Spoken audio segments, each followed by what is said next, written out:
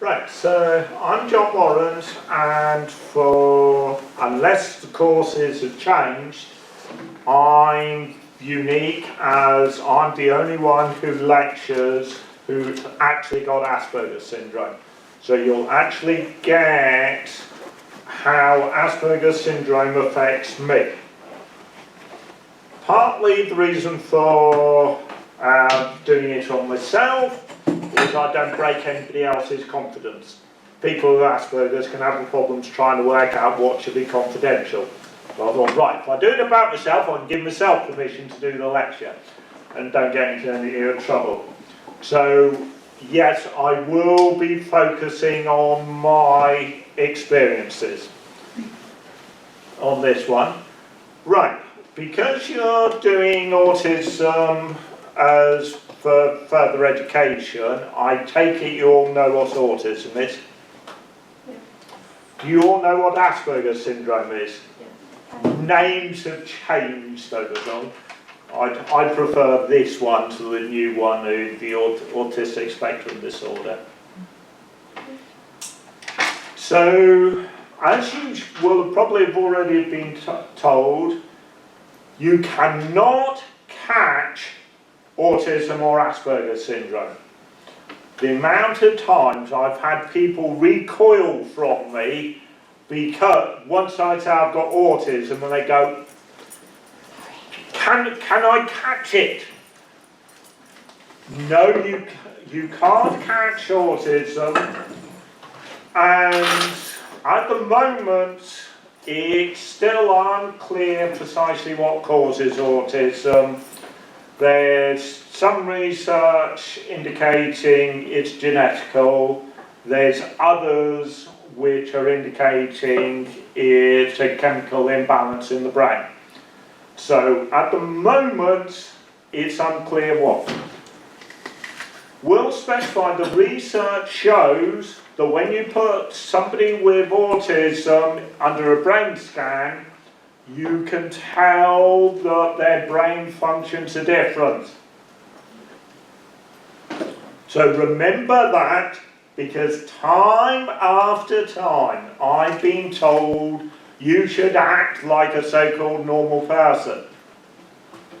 But the research now is showing that people with Asperger's and autism, their brain functions are different. We think in a different way, which is the reason why we behave differently.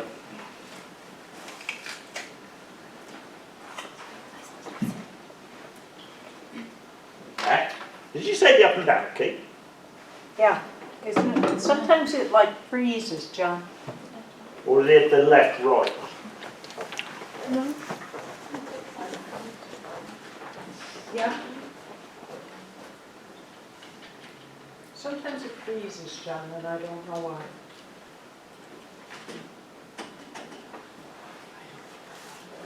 Sorry, I had it working just a second ago. Yeah. So I'm not sure why it doesn't. I'll tell you what, John. There, I'll sit here for a minute and see if this will work for you. Oh, now it's working. Okay. This bit regularly gets me into trouble because people give instructions for a so-called normal person. For me, I freeze if a step's missed out. And so I keep asking for clarification. So to give you an example, if Kathy said to move all the chairs into the library, what would you do?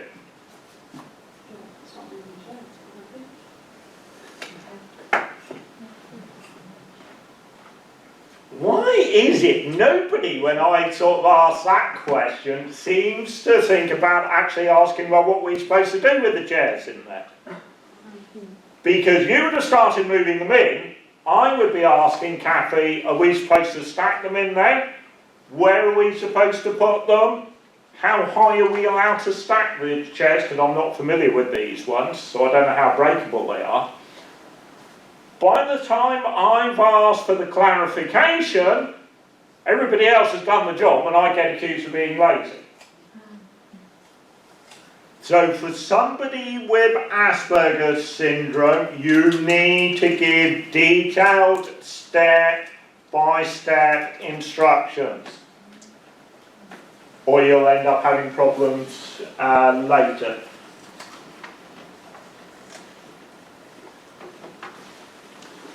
For social interactions, with Asperger's, right, what's the difference between classical autism and somebody with Asperger's once it comes to social relationships?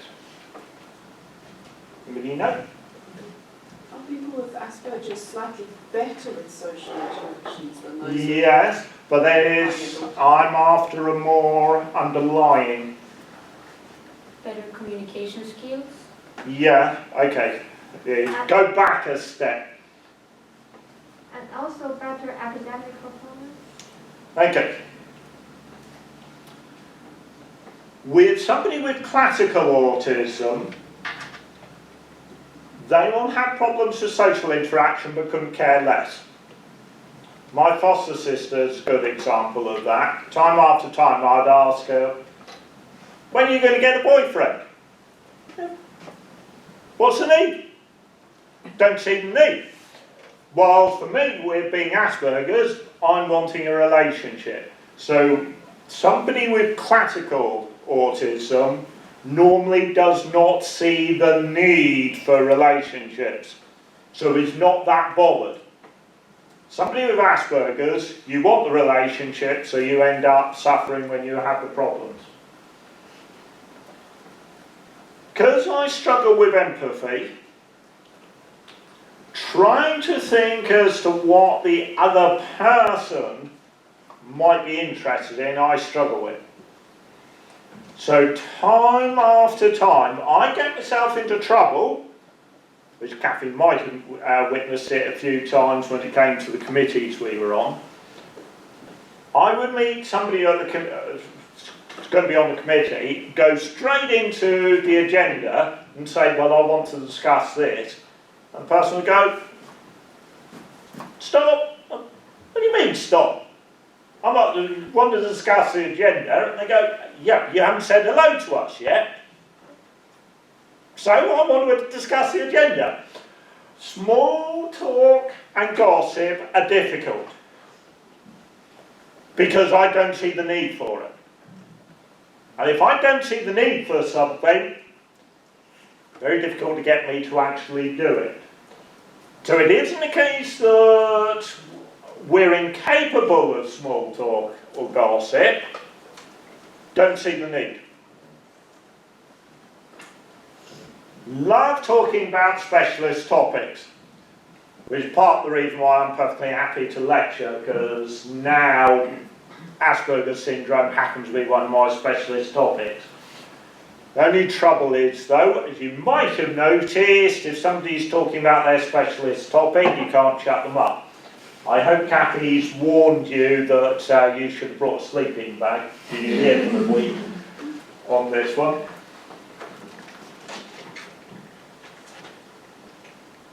Okay, lack of tact. Right, I should have said at the beginning, there are two parts of my lecture where I'll normally get fairly strong reaction. Even though you're at a university class, if you're wanting to react to something, feel free. But leave questions till the end. Lack of tact. Most people think, oh, this is just something mild. But as it appears, we've all got women. This story might be a bit dangerous to end up saying, but anyway. To illustrate how bad this is, for me, I was working in a greenhouse, transferring small plants into bigger pots, working with about 30 people, and the conversation went round to relationships. And everybody knew I wasn't in a relationship. As it turned out, I got asked a bad question. I got asked, what are you physically looking for in a woman? And I was thinking, well, how on earth do you answer this one? I thought, easy. There was one lady in the greenhouse who I thought was extremely beautiful, and one lady who was verging on ugly. Sounds like people are getting ahead. So I point to the one in front of everybody else and said, she's beautiful and she's ugly. At which point my supervisor literally picked me up by the scruff of the neck and carried me out of the greenhouse and says, you shouldn't have said that. I go, shouldn't have said what? He goes, you shouldn't say somebody's ugly to their face, especially in front of other people. No, but I was answering the question. Everybody now knows what I think is beautiful and what I think is ugly. You go, yeah, but you shouldn't have used people for it. I was answering the question, why am I getting into trouble? So one of the important things to remember is when you're asking somebody with Asperger's syndrome a question, try and think, are they likely to end up answering it in a way which is going to cause offence to somebody else? Critical. Because I don't have empathy, when I disagree with something, I come down on the other person heavily, which has got me thrown off several committees. I am not diplomatic. And so I'm blunt, to the point, and most people don't like that bit. I mentioned previously, find things which are supposed to be confidential difficult to understand, because I have problems trying to think how the other person would react if something was given, information was given. I think, well, how am I supposed to actually know when something is confidential?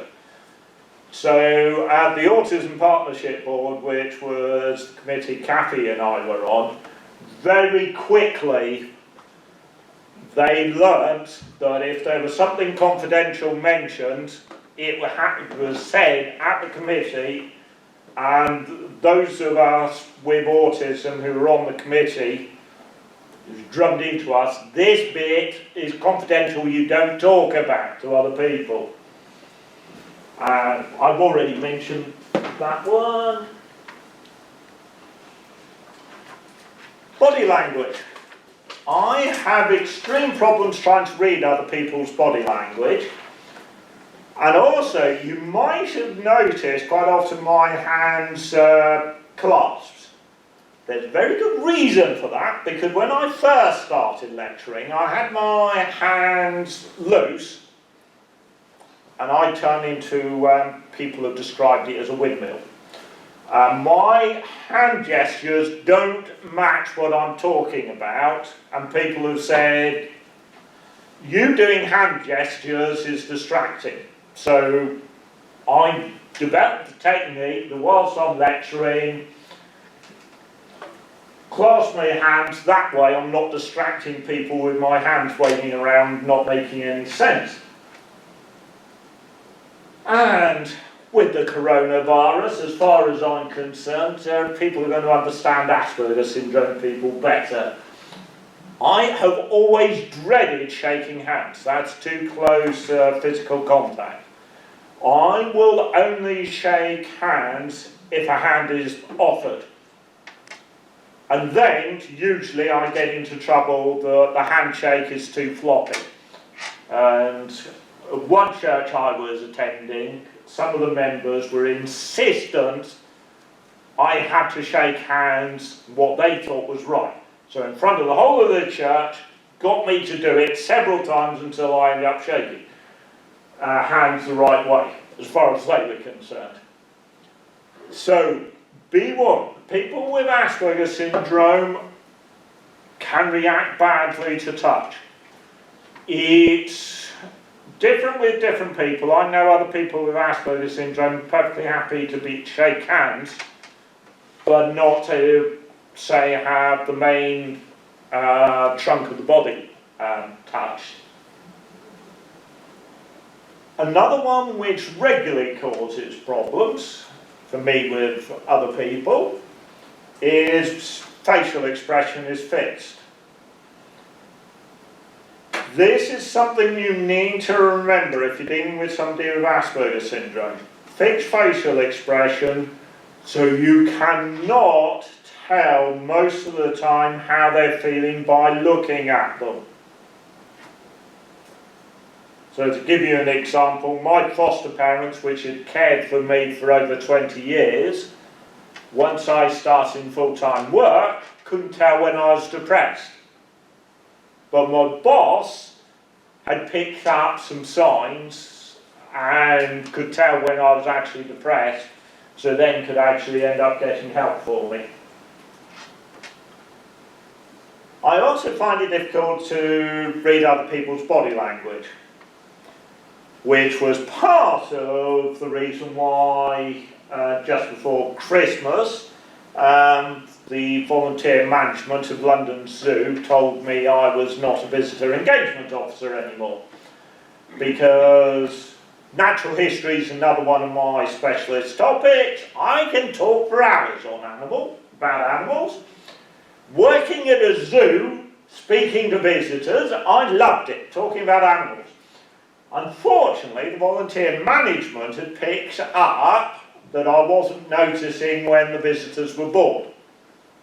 I would keep going, and quite a few of the visitors apparently were being polite and stayed there until I'd finished, quite a bit later, and they were saying I had ruined the visitor experience.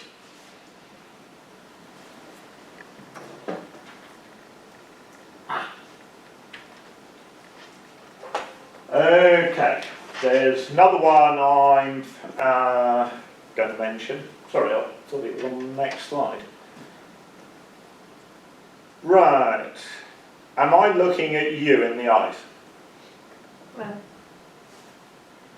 kind of. This was a technique I picked up with somebody else who was Asperger's syndrome, who they developed it, because I am regularly getting into trouble for not looking at people when they're talking to me. Most people are perfectly happy to look at people's eyes. I, for some reason, find that idea terrifying. So the technique which was mentioned at a lecture which I now use, which you apparently appear to have picked up there was a difference, which you're not supposed to be able to. If you look there at somebody, they can't tell that you're not looking them in the eye. And I don't find it threatening looking there. So I've learnt this technique as to how to alleviate some of the problems with not liking looking at people. So if you're dealing with somebody who's Asperger's, who's having problems, people are saying, you're not looking me in the eye, suggest they look at the forehead there. Most people can't tell that you're not looking them in the eye, but it's considerably more comfortable for somebody with Asperger's.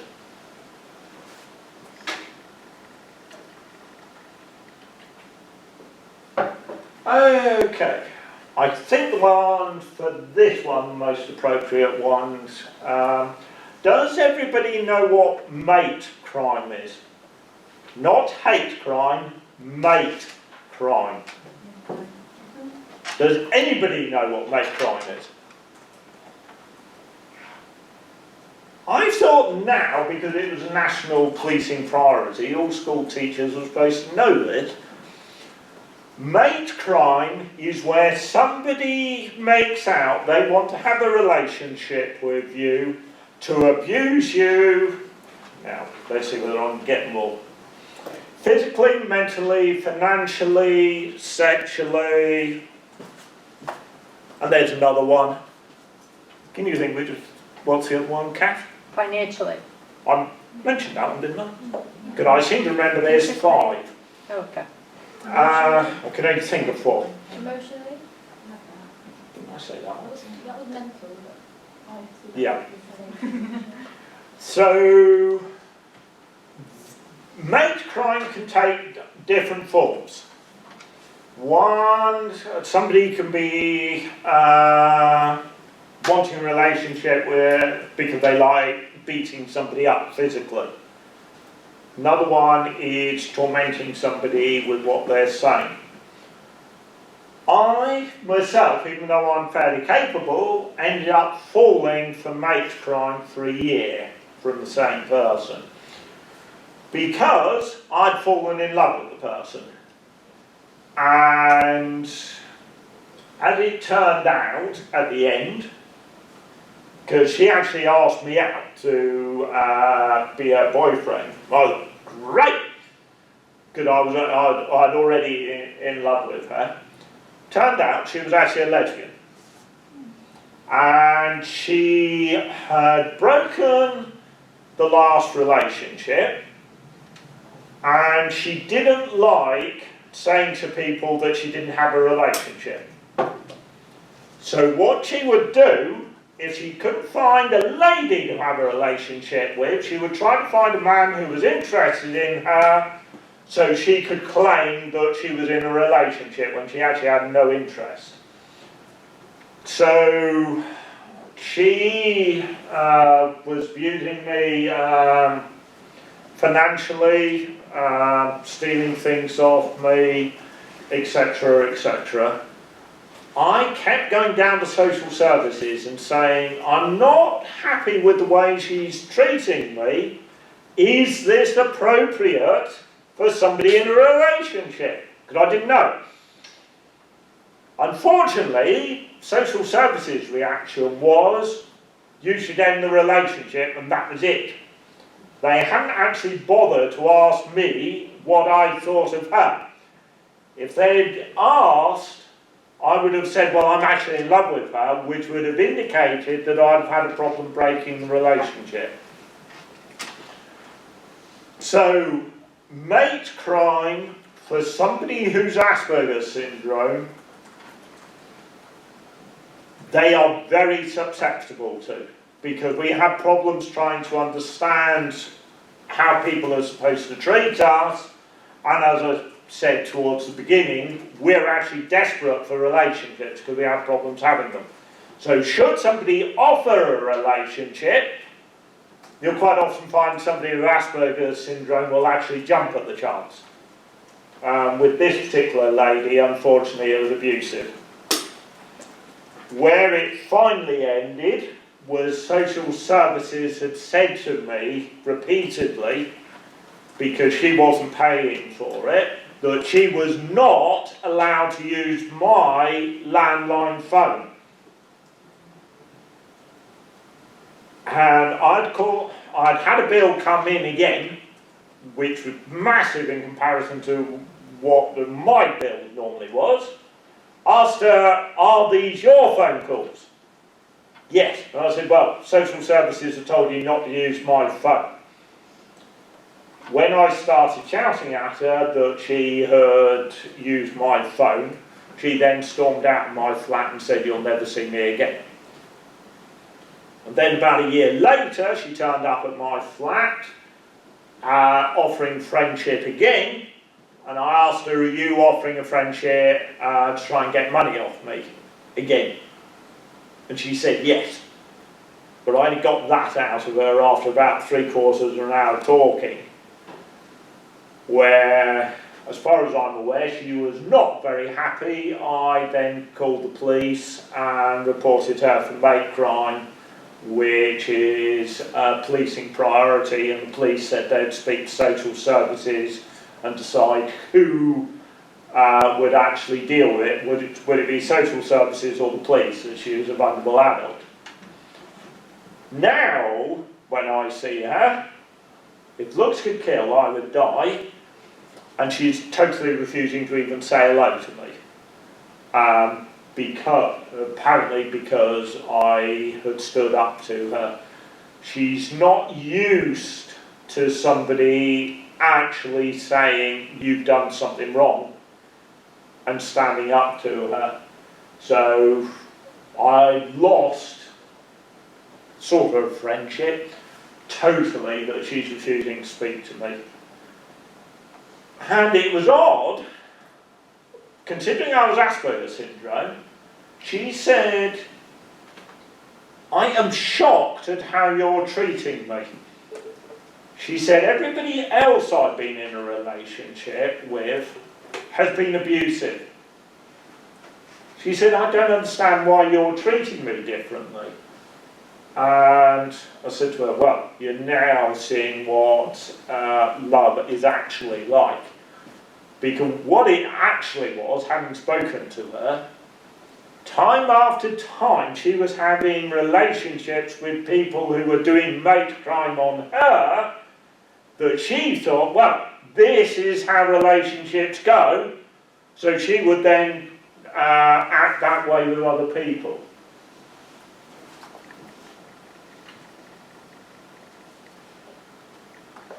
Timekeeping for Asperger's syndrome persons, normally excellent.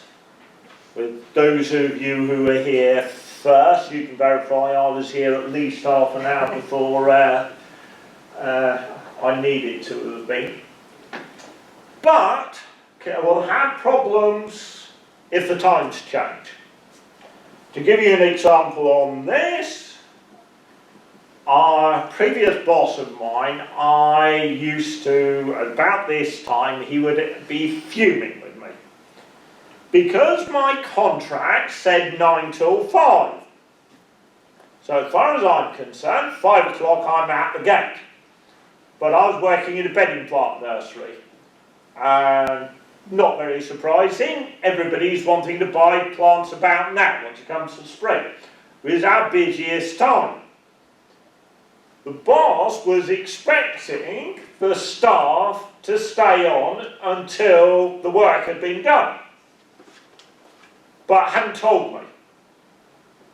As far as I was concerned, the paperwork said it was a 9 till 5 job, so at 5 I would walk out the gate and my colleagues would say my boss was furious with me because of it. So, make sure if there's going to be a change that the person with Asperger's syndrome has been warned ahead of time. Because we hate our routines changing. If you try and change our routine without warning us, if you think mules are stubborn, you haven't seen anything there. Like, we can be extremely stubborn, and some people can actually be even worse. My foster brother went through a spell where if he couldn't go home at the time he was expecting, he would then start attacking my foster mum because he wanted to go home. My foster mum's still talking to people, and she says, well, wait, I'm talking. And he goes, but I want to go home now. I'm going home now. And he would start attacking her.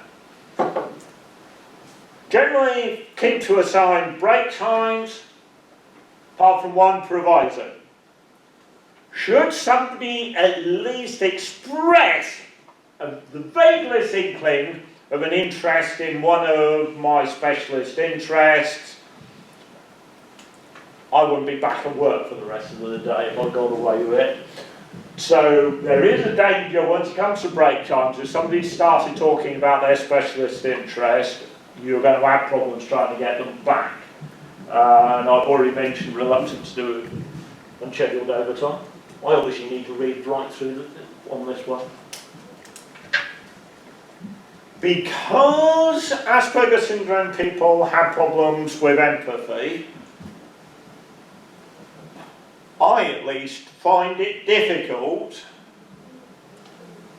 to understand that somebody else could actually be picking up that something's not true. So that was badly phrased. That somebody would be acting in a way to make something out to be lying about something. As far as I'm concerned, I tell the truth. And also, to give you an example on the do not steal, I was working at dog rescue. And the boss, after a while, came to me and said, can we please change one of the days you're working? I go, why? He said, I've just had to get rid of all the Sunday volunteers. They were stealing from the office, including money. He said, can you work Sundays? Because he said, if you work Sundays, when those who are in the office are quite often on their own, he said, I know everything's going to be in the office when I come back. So, with a bit of persuasion, I agreed to change my day. Good for investigations. To give you an indication, I was at a boarding school, a specialist school for people with learning difficulties and behavioural problems. And one of the pupils was not liked. He rubbed people up the wrong way. And this was an extremely violent school. So after a lunchtime, I came back into the school. Headmaster met me in the hallway, grabs me straight away and says, please come to the office. I thought, now what am I in trouble for? Because it's very rare that you actually got asked to go into the headmaster's office. And goes in and he says, the boy who was not very popular got severely attacked by several pupils. There was lost teeth, broken bones, etc., etc. He said, the reason why I'm calling you in is because you're the only pupil who I know, if I ask the question, what happened, you will tell me. Because the school pupils had the policy that if you told the teacher somebody had done something wrong, you were beaten up. You were lucky if you got away with your life. So he said, I know you will tell the truth and run the risk of getting beaten up. So I'm going to be good for investigations, but, oh dear, do I make myself unpopular with the person who I've actually told on? And now this is another one which surprised Thames Valley Police when I raised this with the disability officer.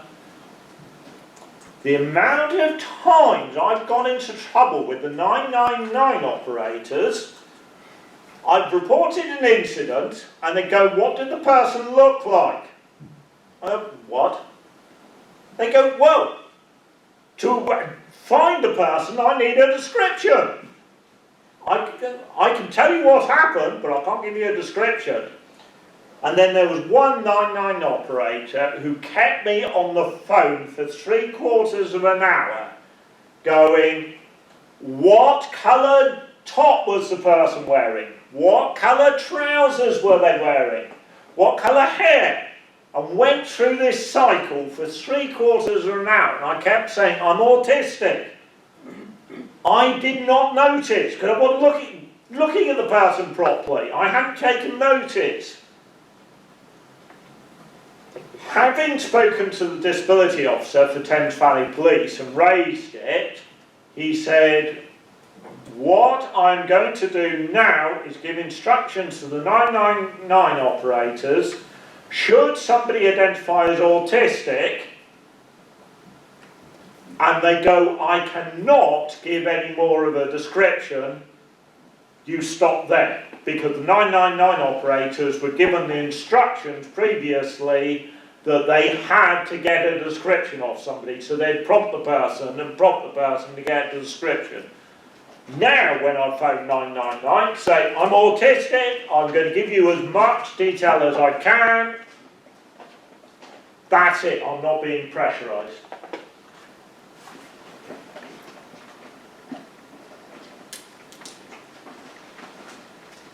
Now, because of all you so-called normal people have such weird and wonderful behaviour, which I can't understand, to try and make sense of this thoroughly confusing, bewildering world around me, I love rules. And I will follow them rigorously. So it's good for a task which needs repetition. But to give you an example of where I got myself into trouble, back to the bedding plant nursery, I had been put in charge of the people planting the plants into bigger trays. Now, shows the quality of the workers. One of the main ones the boss said was the leaves have to be above the soil and the roots below the soil. Please make sure everybody's planted the plants the right way up. How people end up not knowing the difference between a leaf and a root, I don't know, but we did have this one. And he said, also make sure there's a long enough root and all of the root is put under the compost. It was okay once it came to a plant with a root about this long. You could get it under the compost quite easily. Where I got myself into trouble was we suddenly got given plants to plant in trays which are only about this deep with roots about this long. And everybody was struggling to get the roots underneath the soil. And I'd say to them, all the root has to be under the soil. You've got to replant. And the thing was, they were being paid by tray, they did. Came to lunchtime and I had a mass mutiny on my hands. Everybody stopped work, went to my boss and said, we do not want John in charge of pricking out ever again. And he goes, what? And they explained what's happened. He called me in and said, why were you saying all of the root had to be under the soil? I said, that was the instruction you gave me. All the roots had to be under the soil. He goes, yes, but I was expecting you to think that if the roots are about this long, it doesn't matter if about 2 millimetres of root is showing. He said, if I was in charge, I would have made allowance of the length of the root. But you didn't tell me. The instruction you gave me was all the roots had to be under the soil. He didn't vary it. So be careful when giving a task. If it needs some flexibility, make it clear. Because somebody with Aspergers syndrome will do it on this one. We'll read rules carefully. I'm one of these people, if I go into a new building, I am looking for what to do in the fire instructions. I'll deliberately go looking for them to find out where I'm actually supposed to be. I love reading rules. So, if you want to know what the rules are about something, ask somebody with Asperger's. But make sure you brought a sleeping bag because you'll get a really detailed answer. One time with applying rules had actually come in useful as far as those in charge were concerned. Car drivers weren't at all happy. I'm an ordained deacon and my church about every 2 years has a regional gathering where over 1,000 of us get together for a day's meeting. And the place we were renting was on an industrial estate with double yellow lines along the road. Now, for some reason in my denomination, everybody's adamant they have to park as close to the church as possible. They don't want to walk. I got assigned the job of car park duty. If the car drivers parked in the wrong place, they had trouble. I was down on them like a ton of bricks and told them to move. Most of the time, after a bit of persuasion, they'd obey the instructions. Then my pastor came and decided to park right outside the building on the double yellow lines. I told him, you need to move. He goes, I'm not moving. I go, yes you are. I'm on car park duty. You're parked in the wrong place. He said, I'm a pastor. I'm allowed to park anywhere. I go, no you're not. You're moving now. And he goes, you're a deacon. And in my church, it's deacon, elders, pastors. So I was 2 tiers below the pastor for the management of the church. He turns round to me and said, I'm a pastor, you're a deacon, you have no right to tell me what I can do. I go, but I'm on car park duty, you're moving. He got out the car and started walking to the building, and I'm still arguing with him and said, you go back to your car and move.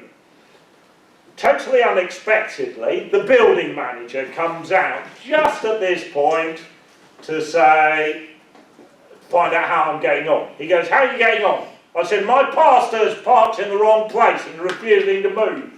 Help! Building manager turned around to the pastor and said, John's working under my direct authority. If he's told you to move, you've got to move. At which point the pastor got into the car rather sheepishly and moved, and refused to speak to me for 6 months after that because I'd gone and annoyed him. So if you want rules enforced, ask somebody with Aspergers syndrome. But those who break the rules will not be very happy because we will enforce them rigorously, regardless of who they are. Paperwork.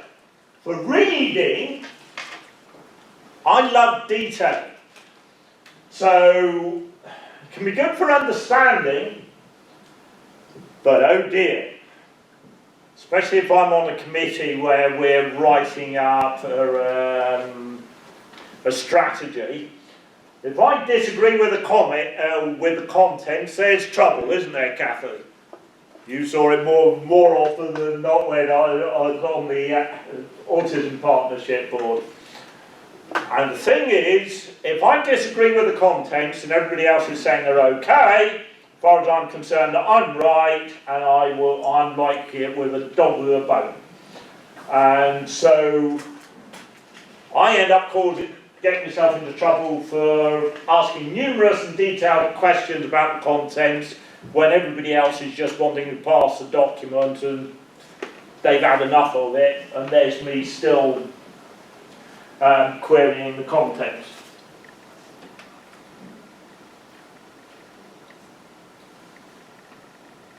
Now, this is one of the main differences between classical autism and Asperger's syndrome.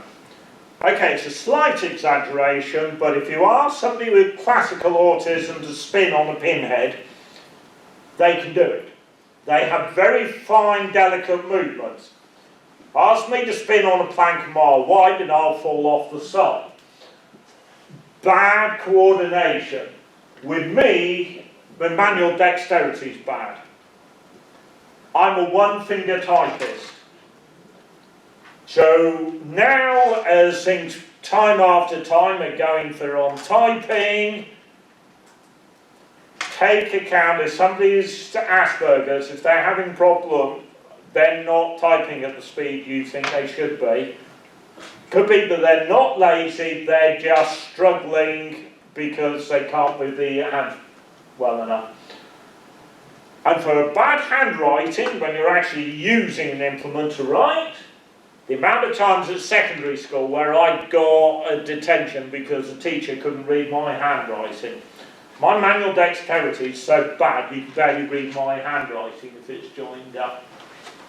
To take into account if somebody's Aspergers, if they've got poor handwriting, it could be because they're struggling with the manual dexterity, not just trying to give you an awkward time that you can't read the what they've written.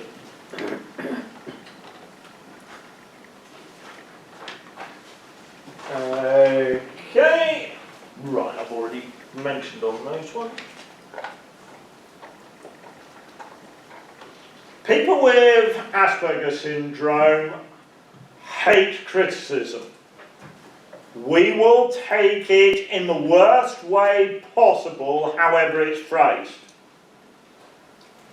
So because you hate criticism, if I'm doing something, I'll try and do it perfect.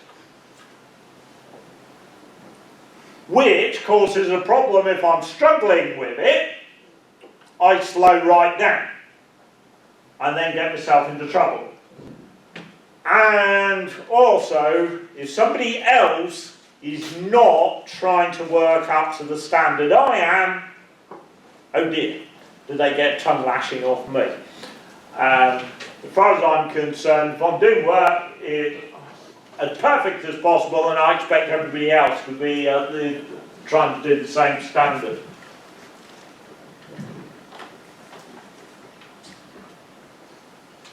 For me, not artistic.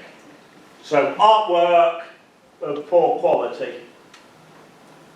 Now, I didn't know what love was until the age of 27 when I fell in love for the first time. Can you imagine what fun I had during English class when you had to analyse a love poem? Because you teachers seem to end up giving, when it comes to poetry, love poems. If you don't understand the concept of love, you have no idea what love is, how on earth are you supposed to actually analyse a love poem? So be careful with what you give to somebody with Asperger's syndrome. Even some of the basic stuff like love, they might not actually understand. So they're going to be in struggle. Logic different. As I mentioned at the beginning, our brains are wired differently, which means we think differently. So we can be good if you're needing to brainstorm. You can guarantee I'll come up with ideas that nobody else has thought of. The trouble is, though, I'll come up with ideas which are so different from anybody else that they don't make sense and aren't logical. So I then get into trouble because I've come up with bad ideas. When, as far as I'm concerned, it makes sense to me. Just all you so-called normal people who can't end up thinking the same way.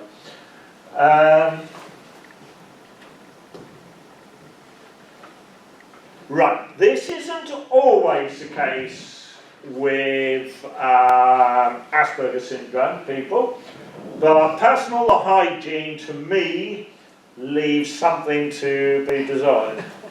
Those of you who were early would have heard Kathy's comment to me that I was actually looking smart for once.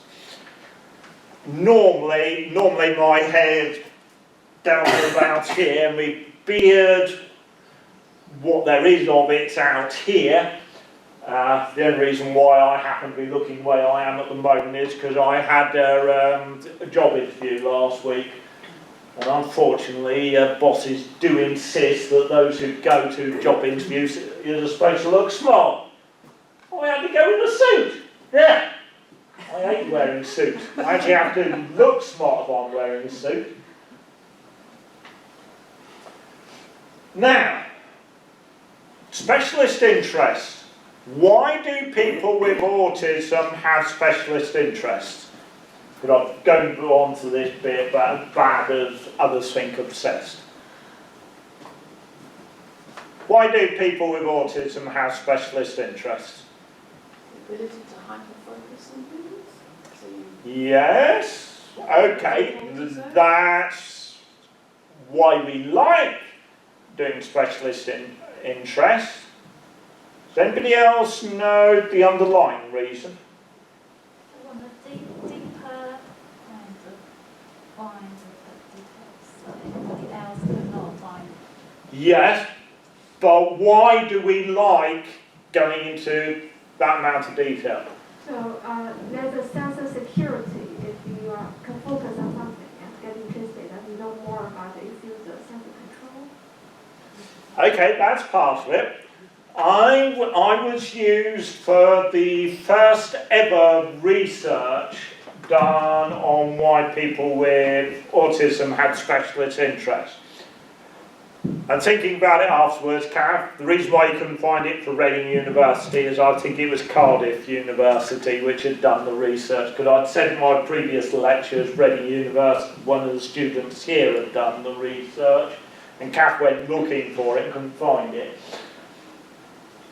It came up with specialist interest plays a crucial role. Because we have problems with social interaction, we don't have the self-esteem of what other people can have, thinking, well, I'm happily married, I've got lots of friends. So people with Asperger's syndrome will regularly have very low self-esteem. I'm usually bouncing along just above depression, if not actually feeling depressed.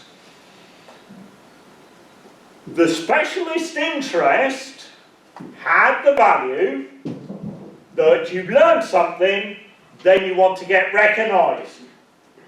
So you get the self-esteem boost because you know more than other people. Now, I think I'd already mentioned I was a naturalist. I'm an amateur. Does everybody know what the peer review process is for journals? Yeah. If people don't, you going to need to know quick, because Kath will be on to you on the, once it comes to your references. Peer review is where the experts in a particular field look at the articles before they're published to make sure they're accurate, they add to the subjects, etc. It's very rare, my understanding, for an amateur to be published in a peer-reviewed journal once. I've got myself published twice. I was delighted. I've got myself published. And remember I said that I was wanting the recognition that I knew something. Once I was published, I was going to everybody, look, I've been published, I've been published. And insisting everybody read what I'd been published about, so they could then say, oh, well done, you've written something. But the article in this one, which is plant ghouls, because I was using the terminology for plant ghouls, if you're not into plant ghouls, you can't understand the article. So the reaction of people when I'd insisted they read the article was, why are you showing me an article I can't understand? You shouldn't have done that. Wrong response. What I was wanting was people to say, well done, you've been recognised. Because once you've been published in a peer-reviewed journal, it means that you've actually been up at the top. But I've got myself published twice, so I'm delighted.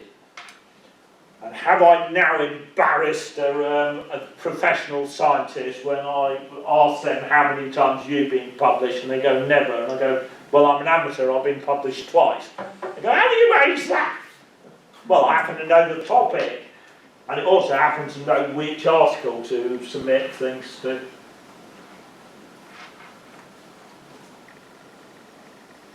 For Asperger's syndrome, circumstances-based depression is common. Does everybody know what circumstances-based depression is? Okay. Depression you can get because of an imbalance in the brain, the chemistry in the brain, Or the other version of depression is that events around are so bad that you end up depressed. Circumstances-based depression for some people with Asperger's is common because you're having poor personal interactions, etc. So, I've been on suicide watch at least once. At the age of 12, I was in mental hospital for a year for mental problems. So, if you're dealing with somebody with Asperger's, try to get to know how they're feeling. Because if they're feeling depressed, they will actually be needing help. And this one, if I'm really interested in somebody getting myself into trouble. Like another lady who I was really interested in, she was also a lesbian. I wanted to kiss her goodbye. She was not having a man kiss her goodbye. The amount of time she almost knocked herself out in the door frame when she threw her head back to try to avoid being kissed. Inappropriate expressions of feelings. To me, because I was interested in the lady, I wanted to kiss her goodbye. Hadn't taken into account that she was interested in ladies, not men. Now, this section's the one where I normally get a strong reaction for, but a different one from what it is before. How bad do you think it would be when I end up saying housework done as little as possible?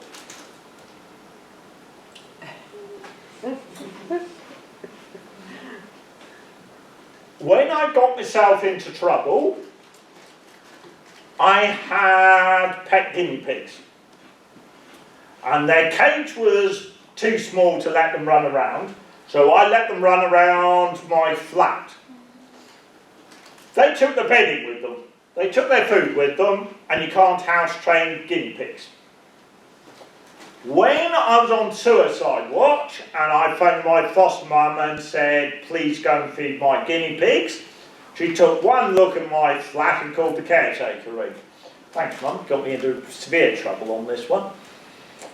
My flat was 6 centimetres deep in guinea pig bedding, droppings, food, all the way through the flat. And what I got told afterwards was when they gutted the flat, because the council who I was a tenant of said the flat had to be gutted and start again, when they took the carpet up, all the way through the flat, you could wring guinea pig urine out of all the carpet, all the way through the flat. When I say housework done as little as possible, I mean as little as possible. I don't see the need for housework.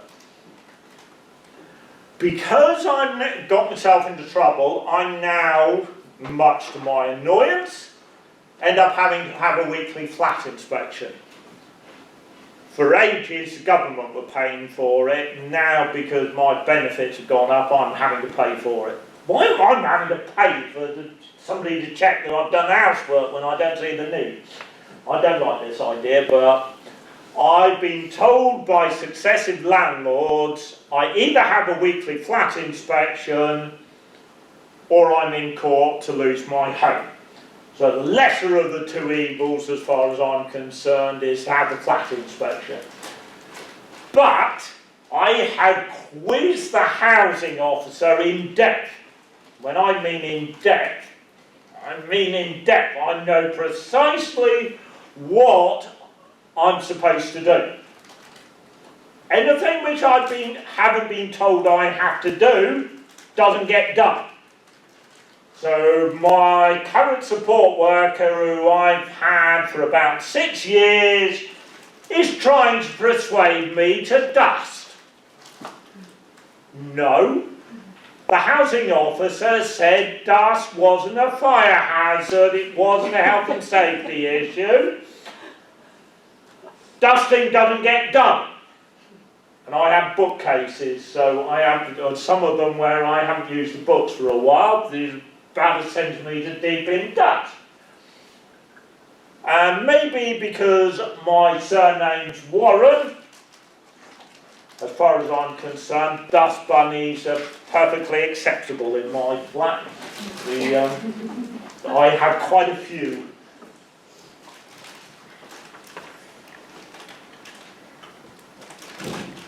Okay.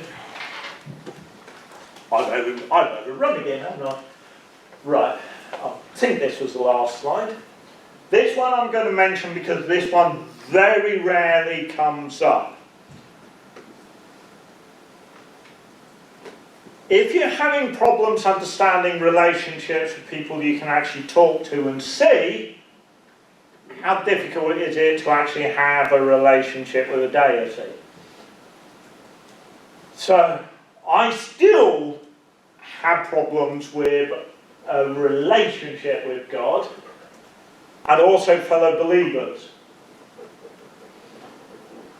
Now, I'm a Seventh-day Adventist, and if you know anything about Seventh-day Adventists, they will have suggested guidance for pretty well everything. From what clothes you should wear, what food you should eat, etc., etc. Great! I've got all the rules. I love the idea. But oh dear, fellow believers who don't follow the suggested guidelines, they have problems. Now, because I have problems with relationships, I'm not somebody who normally, after church, is wanting to stand around gossiping with everybody. So the church very quickly noticed that I'm perfectly happy to end up putting the church away if we're renting, etc., so made me a deacon. I got called to be a deacon at a very young age. Grand total of 4. Most deacons don't start operating until they were adults. I got called to be a deacon at the age of 4. So I'm perfectly happy whilst everybody else is standing around talking. I'm the one who's putting everything away, etc. Now, when I say you have problems with your with fellow believers, I have now, because my care manager still hasn't put the request into social services for a support worker, I'm hoping it's temporary. It's been about 2 years. I've actually stopped attending church. The last church I was at, I kept saying to the elders, I don't fit in socially. There's a problem. And they go, there is not a problem. The church is friendly. I go, okay, the church might be friendly, but there's a problem once it comes to me. They go, no, there isn't. I go, yes, there is. People aren't talking to me. The elders then went and spoke to the members individually and asked, well, what's happening? And the answer they got was, when we start talking to John, John talks in too much detail and for too long. They've said, we are refusing to even say hello to him, because if we say something, he might be in too long and too much detail. Considering I kept teasing the head elder that we needed a cattle prod to get the members out of the building we were renting on time, because we had other groups coming in and our members kept wanting to talk, it indicates the members aren't willing to talk. What it was what I was wanting to talk about, they weren't wanting to talk about. So they were refusing to talk to me. Because you'll find, if I'm being at church and I'm talking to somebody afterwards, it's quite often about what the sermon was, or something like that. And it puzzles me when everybody else turns round and goes, well, we've had the sermon, That's the religious side. We don't want to talk about the religious side anymore. Why? We're still at church. And then what finally forced me out was a new pastor who I told him the first time I met him, I have Aspergers syndrome. And he could not cope with me not saying hello to him. I would go up to him and start talking about church business straight away, which would annoy him. He would shout at me. I would know he was shouting at me because of my disability, which would annoy me. I would shout back. The day I finally decided to walk was the day the pastor, in my view, said, if I have another argument with you again, I'm going to put you on church discipline. What the pastor said afterwards, when speaking to the elders, he said that wasn't what I was threatening. But what he had said to me was, I'm going to do something about it. If we have another argument, I'm going to do something about it. I'm not having this every time I speak to you that we have a shouting match. But it was because he couldn't cope with the idea that I wouldn't say hello or the small talk. I'd go straight into the church business, annoyed him, he'd shout at me. And that's one thing I will not tolerate, is somebody not taking into account my disability and shouting at me.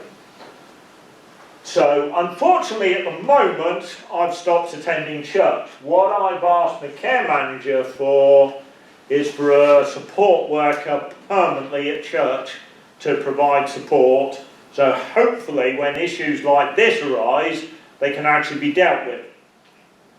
Because what made it worse, as far as I'm concerned, at my last church, was they were clearly having problems with my autism. I kept saying to the elder, I am willing to do this lecture at church, so people know how to handle me. And he goes, oh, I'll put it in the programme sometime. 5 years later, still haven't done it. So there is a problem with religion, but especially with the Christian religion, where God loves you and is interested in you pretty well whatever you do, great for an Asperger syndrome person. You've actually got somebody who's interested in you even if you are Asperger's. So I like the idea of religion, but do still struggle with the relationship side. And if I'm right, that should be the last one. Sorry, I forgot this one.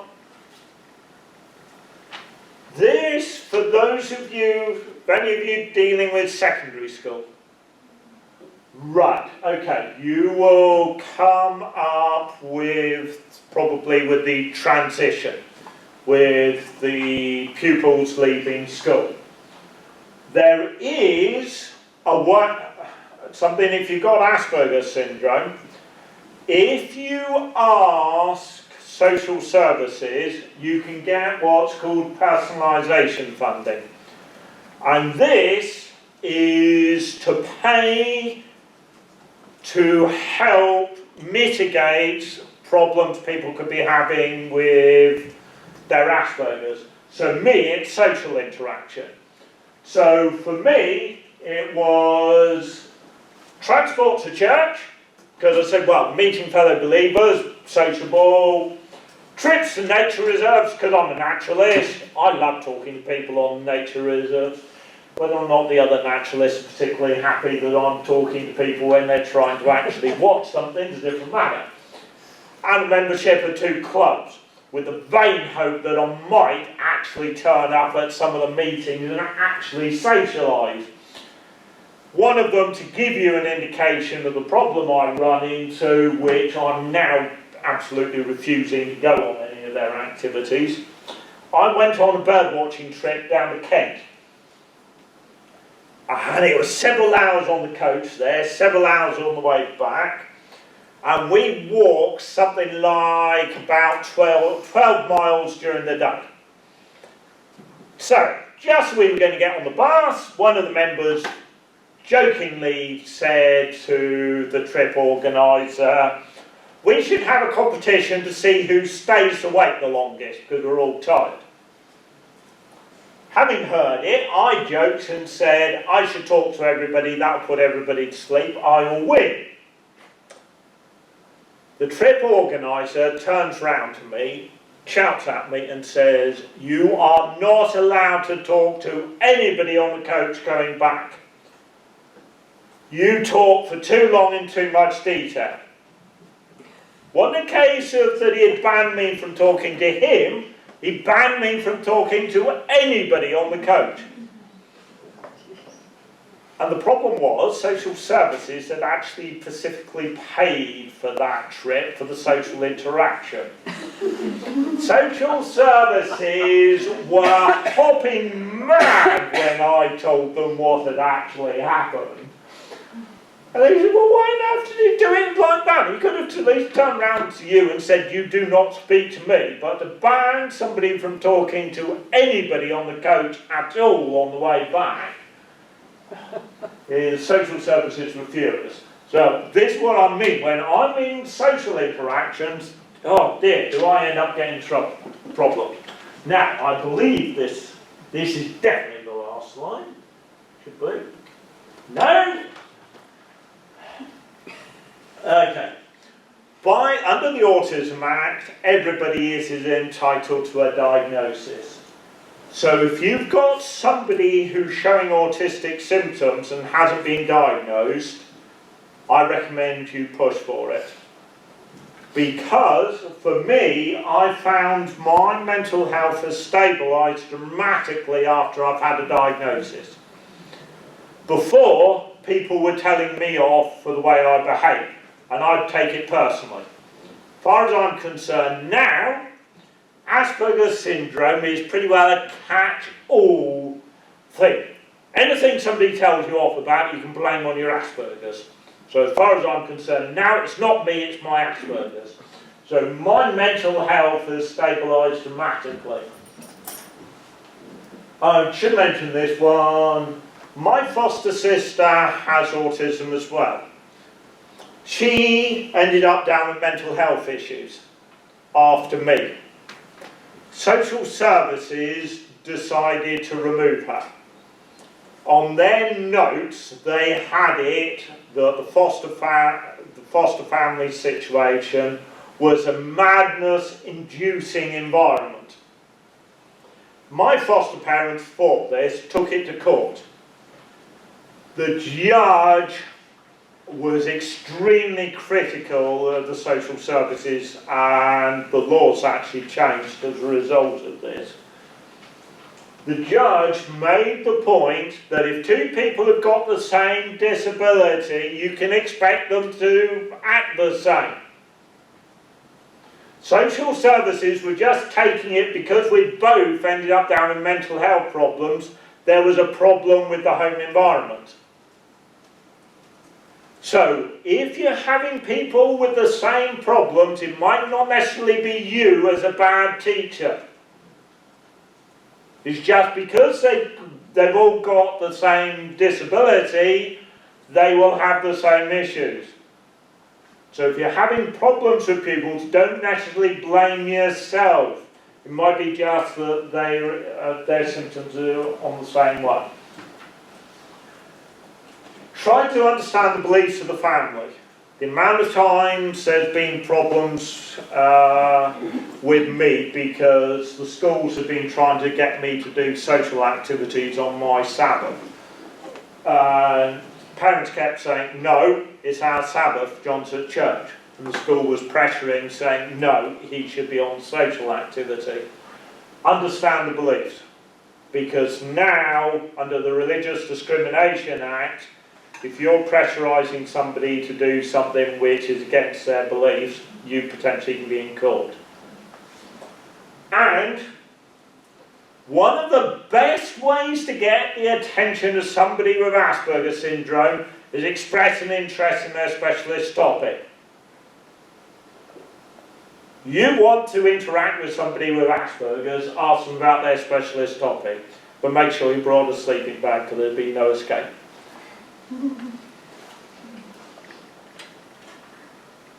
Right. it? Yes, that one is.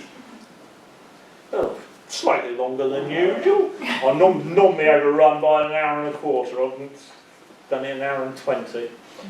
Right, for those of you who still vaguely awake, any questions? And with me, you don't need to worry if they're personal. Well, when you said about Asperger's sufferers having a specialist subject, like, is that too much of a generalisation to assume that everyone has got one? Like, would some people not label it as a specialist subject, but they might be interested in something? Like, could it be offensive to say to someone, what's your specialist subject? Okay, that way, say, what are you interested in? For me, specialist subject, partly because, as I said, I was one of the guinea pigs used for the research as to why the specialist interest. So I happen to know it from the terminology. It was, and partly the reason why I was using specialist interest was because time after time the reaction from people around is you have to break the obsession. I've had this time after time as reaction to my specialist interest. People have said, we've got to break that so John can concentrate on something else. But remember, I said it's our self-esteem boost. If you break an Asperger's syndrome specialist interest, you're removing what potentially can be their only self-esteem boost. Potentially, you could have a suicide on your hands. The last figures I read, which is several years back, because I haven't seen the more up-to-date ones, on average, 10 people a year in Britain with Asperger's syndrome can commit suicide because of problems with social interactions. Mental health issues are serious. If you handle somebody with Asperger's syndrome wrong, you potentially got a suicide on your hand. You mentioned about caseworkers and stuff for social service. How much, as you become more like an adult, how much influence do you feel they have, and how do you feel supported in that way? Social services, unfortunately for me, end up providing the bare minimum, which is a disability employment agency to help me try to find work. In fact, my job search coach before Christmas threatened to throw me out because I wasn't getting work, is beside the point. And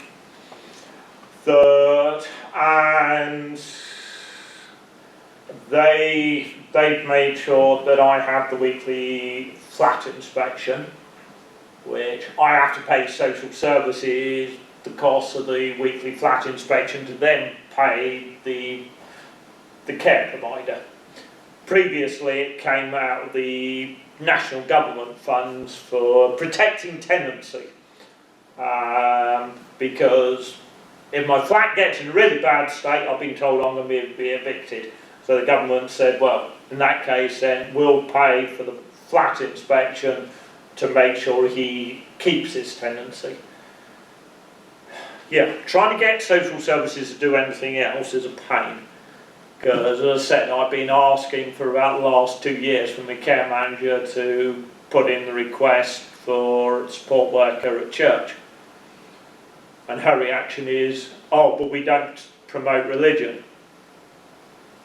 Okay, you might not promote religion, but when I've been brought up a Seventh-day Adventist, and I've been attending church since I was a baby, to me, I don't see how getting a support worker for church is promoting religion.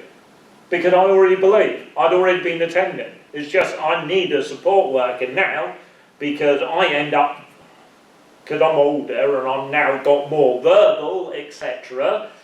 I'm now getting myself into trouble because I'm verbal enough, but I'm not diplomatic enough, so I'll keep getting myself into trouble. So yeah, as far as I'm concerned, the autism team, Bracknell Forest Borough Council, they do the bare minimum they can do, unfortunately. Okay. So when you are interacting with the people who have close relationship with you, do you have a fixed rule to show them that what means you are happy, what means you are sad, so they when they see that behavior, they know exactly what you express, your emotion. Good question. Because most of the time I'm not sure how I express it, because I still struggle with certain things for trying to work out about me. So for instance, my foster mum would say the only time she ever heard me ask for food was when I was studying in the evening at college and was frightened I was going to be late. She said the other times it appeared to be wouldn't bother when food turned up. I don't recognise I'm hungry.